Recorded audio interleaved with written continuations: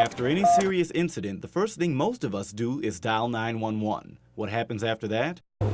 Central 141, show us en route. Dispatchers contact the appropriate emergency response team and then send them to the scene of the incident. We do a thorough assessment of the patient and physical exam to find out what their injuries may be, treat those injuries as well as we can to stabilize the patient, and we'll call a report to the emergency department so they can determine what level trauma is called. Delivering the patient to the emergency room is a very time-sensitive operation. Trauma patients need the golden hour, we call it.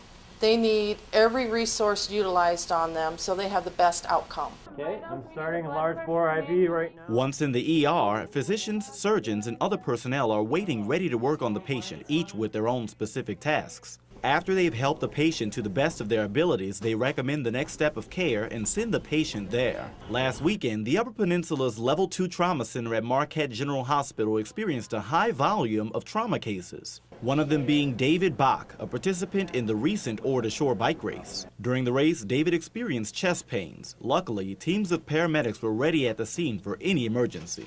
50% of the people that have this type of aortic tear don't even make it to the hospital. A lot of complications in surgery for many people. Dave made it through surgery, had great care, and he's slowly recovering. It's going to be a long road to recovery. He'll be out of work for at least 6 weeks.